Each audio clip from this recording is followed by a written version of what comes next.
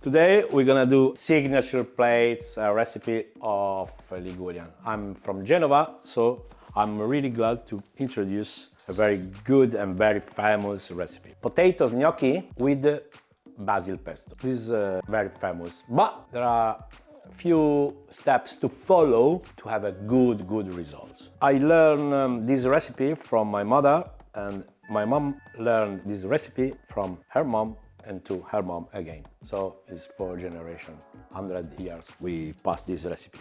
So basically I don't cook whole potatoes like people with rock salt in the oven. No, we peel the potatoes and we cut in small pieces with salt boiling water to avoid the amide and to lose more amide as possible. For this reason, I can use any type of potatoes. So I can use the white one, yellow one, all the type of potatoes. So I can avoid to make the glue. The glue is when the amide cook the gluten of the flour. This is unpleasant when you work. Now I'm gonna show you the step. We previous cook the potatoes and now we're gonna pass in the sieve. But before, we're gonna put a bit of flour on the surface, on the marble.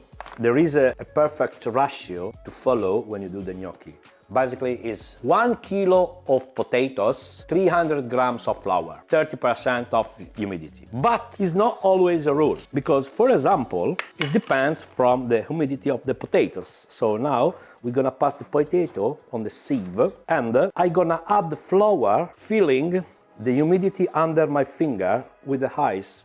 I don't use the scale to add the flour, and you're gonna see I add flour as slowly, because now it's a long time I do the same recipe, so I don't need to take any type of weights of flour, because my experience now tell me when it's too much, when it's too low, and the result is the same. This I can't teach, but people have to learn this different step, because you have to learn when it's too moist, when it's too dry. You need experience and you need a long time. You have to do mistake, obviously, but it's the good part of this job. When I finish, pass in the sieve, I take all the potato. You can taste, if you want, the level of salt. Now I use rock salt and I sprinkle and I break the rock salt, but normally I can use the table salt. Now, when the potatoes are spread on the table, marble is better. For example, this marble is perfect because the marble take down the temperature straight away. So the potatoes must evaporate all the heat. Otherwise, when you add the flour, we're gonna cook the gluten, and so we have the glue. When it's warm, I start to add flour. As you can see, I don't use any scale, but I see with my eyes and start to make a dough. This is a trick I can give you. When you do gnocchi and you have to do a big quantity, a huge amount of gnocchi, not like this is small, you make 3, 4, 5 small dough, because if you add the flour and you make one dough, in the meantime you cut the gnocchi, the potatoes, and the heat the potatoes go ahead and cook the flour. And the first gnocchi are good, and the last is glue. So you have to avoid the glue.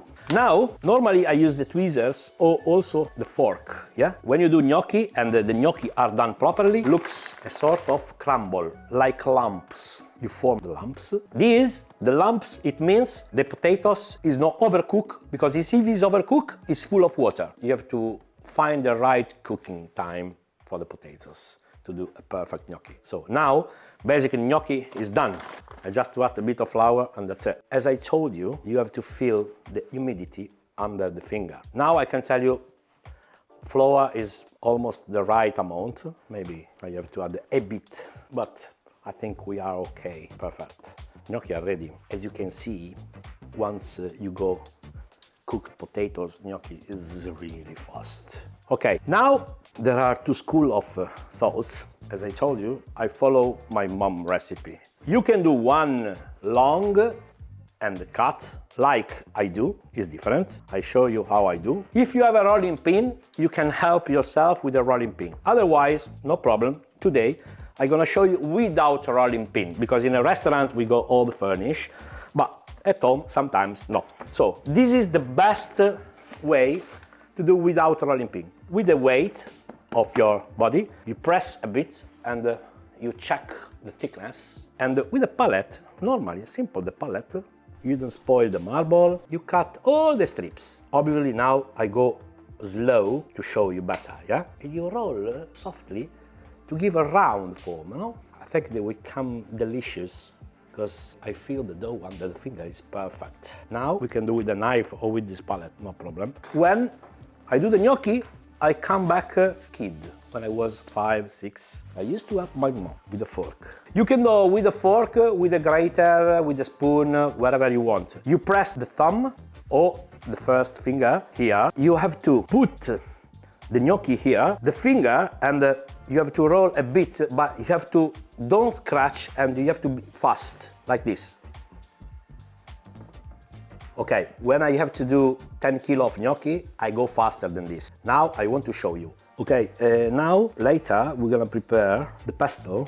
Pesto is a raw sauce made with basil, garlic. Normally, the real recipe is from Genova, so is with pecorino, not with Parmesan cheese. Today, we use Parmesan cheese because the taste is round, but one time they used pecorino because Genova was linked with Sardinia, not with Emilia-Romagna. So from the sea, there was pecorino from Sardinia. Now we're gonna do the pesto. This is the marble mortar. So basically, once we're gonna use the mortar to do the pesto. Today, for practice, in all the restaurants, the huge amount of cover, they use this because it's faster. They add the cube or ice cube when they blix because the speed of the turbo mix gonna a bit oxidate the basil and change the color. That's why they help with ice. So this is a trick I want to give you. So basically, this is basil, okay? We put the basil in the mortar. This clove of garlic. I use small one. It doesn't matter the middle. All the people I heard, you take away the middle, you take away the heart. For me, no. For me, it doesn't change. So basically, we start basil and rock salt. And we start to break. After, we're gonna add pine nuts. Now, we're gonna add a bit of oil. And the movement is like this. Pesto was made with marble because obviously there wasn't electric mixer once. But today, as I told, all the chefs in the restaurant use turbo mix or electric mix. Otherwise, it would need a chef just to do pesto. It doesn't make sense to pay a salary to have a chef just make pesto. Obviously, the smell of the pesto is completely different because there is absence of heating, of speed, of electrical, is completely manual and is raw, completely cold. You can say it's cold. It's a cold sauce. This is the pesto, and now, as I told you, normally we should add pecorino cheese, but for the taste, because make taste round, more round, okay? Today we use Parmesan cheese. As you can see now, pesto is creamy. The smell is unbelievable.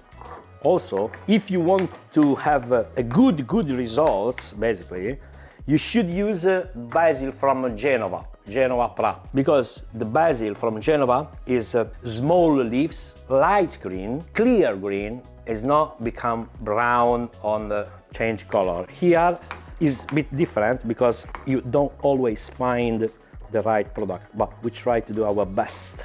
So now everything is set up, pesto is ready, and now we cook gnocchi and we plate up. I want to remind you, when we speak about cooking time of gnocchi, gnocchi are ready when they come up in the surface. So it means the flour is cooked. Otherwise, you have the unpleasant taste of raw flour in the mouth. Now we're gonna wait the boiling of water. We cook, we strain, and we plate up.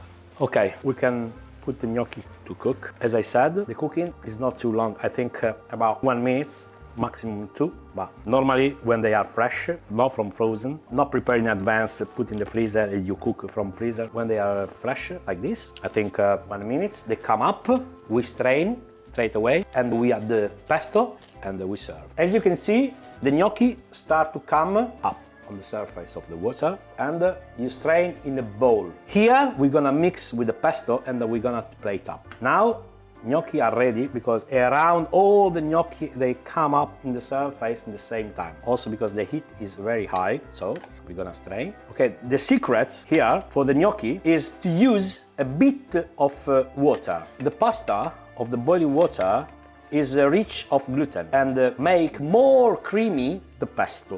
when you add to the gnocchi, okay? So, if it needs, we're gonna add a bit of water. There is already Parmesan cheese inside, but if you want to add a bit of taste, you can add a sprinkle on the top, a bit of Parmesan cheese. Okay. In our restaurant, we serve potato gnocchi with the clams. This is a different trick you can offer, and you can mix veg and sea. But you can choose also the option completely vegetarian. Okay, this is the pesto gnocchi. This is the real traditional.